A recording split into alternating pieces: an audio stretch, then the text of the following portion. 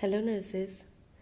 Um, let's start today's quick revision session that is regarding ILR. So, what is ILR? ILR means ice lined refrigerator. The normal temperature of ILR is 22 plus 22 plus 8 degree centigrade. Okay? Plus 22 plus 8 degree centigrade. Sequence of vaccine, আমরা আইএলআরে যখন vaccine রাখবো সেই কিভাবে রাখবো, কোন সিকোয়েন্সে রাখবো? First থাকবে OPV, 2 নম্বরে থাকবে এমআর ভ্যাকসিন, 3 নম্বরে থাকবে বিসিজি উইদাউট ডাইলুয়েন্ট। এখানে আমি কিন্তু অনলি ভ্যাকসিনের কথা বলছি, ডাইলুয়েন্টের কথা কিন্তু বলছি না। 4 নম্বরে দুটো ঘর করা রয়েছে, একদিকে থাকবে রোটা অ্যান্ড জেই। এটা আমরা পাশাপাশিই রাখি বা একে উপরে রাখি, মানে মোট কথা এই সিকোয়েন্সে থাকবে। 6 নম্বরে থাকবে আমার টিডি, 7 নম্বরে থাকবে ডিপিটি, 9 নম্বরে থাকবে আইপিভি, 10 নম্বরে থাকবে পেন্টা, 11 নম্বরে থাকবে পিসিভি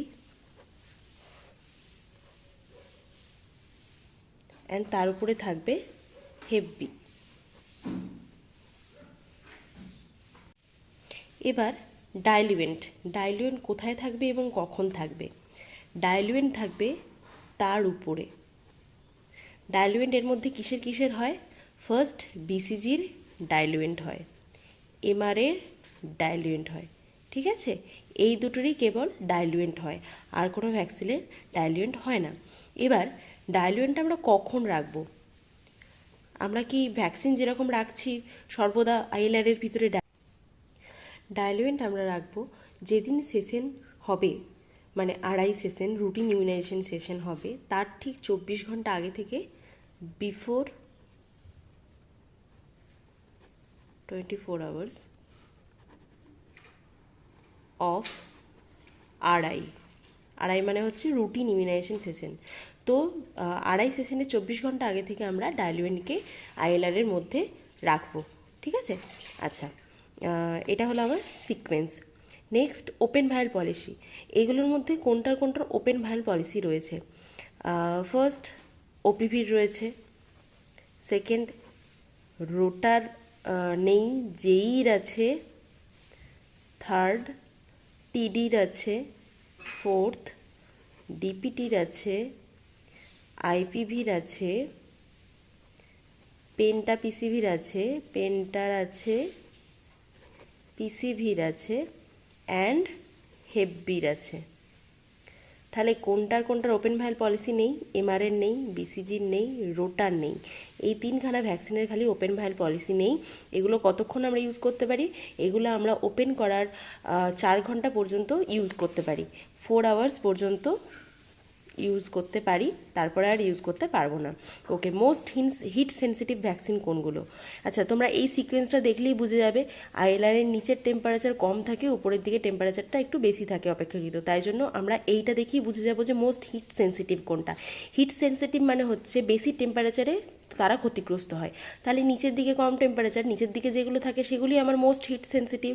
তাহলে OPV, MR, BCG, then rota and JE, এই ওয়েতে আমার হিট সেন্সিটিভ। আর মোস্ট কোল্ড সেন্সিটিভ ভ্যাকসিন কোনটা? উপরে যেগুলো থাকে সেগুলোই তাহলে মোস্ট কোল্ড সেন্সিটিভ ভ্যাকসিন হবে। তো আমার হেপবি হচ্ছে most cold sensitive vaccine, then PCV penta, IPV DPT and then TD. হ্যাঁ, এটা হচ্ছে আমার মোস্ট কোল্ড সেন্সিটিভ ভ্যাকসিন। বোঝা গেল? আচ্ছা, এবার আসি টাইম অফ ডিফ্রস্ট। কখন আমরা ডিফ্রস্ট করবো আইএলআরটাকে? আইএলআর ডিফ্রস্ট করা মানে কি? আইএলআর তো একটা, ওখানে টেম্পারেচারটা তো কম থাকে, তো বরফ জমে যাওয়ার চান্স থাকে, যেহেতু জিরোর কাছাকাছি তো বরফ জমে গেলে কিন্তু আইএলআরের ভ্যাকসিন আবার নষ্ট হয়ে যাবে। কেন? এই যে আমি বললাম মোস্ট কোল্ড সেন্সিটিভ ভ্যাকসিনও তার মধ্যে রাখা হয়, এগুলো নষ্ট হয়ে যাবে। দ্যাটস ওয়াই আমরা ডিফ্রস্ট করি মাঝে মাঝে, পুরো সব ভ্যাকসিন বের করে নিয়ে ওইটা ফ্রিজটায় আমরা যেরকম বাড়িতে ফ্রিজে গলতে দিই বরফকে, সেরকমই আইএলআরেরও ডিফ্রস্ট করা হয়। এটার টাইম কি? ওয়ান্স আ মান্থ, অথবা যখন আইলারের গায়ে আমার বরফের যে আস্তরণ সেটা 0.5 সেন্টিমিটারের থেকে বেশি হবে অথবা সমান হবে, তখন আমরা ডিফ্রস্ট করব। ঠিক আছে? আচ্ছা, এর সাথে সাথে ডিপ ফ্রিজারের কথাও যেহেতু চলে আসে, কথাটা একবার বলে নিই। ডিপ ফ্রিজার জিনিসটা কি? আচ্ছা, এইটা আমরা অনেকে ডিপ ফ্রিজ করে উচ্চারণ করি, কথাটা কিন্তু deep freezer, not deep freeze. Deep ফ্রিজারের টেম্পারেচার কত থাকে? -15 to minus -15 to -25 degree centigrade. ঠিক আছে? এটা হচ্ছে আমার ডিপ ফ্রিজারের টেম্পারেচার থাকে।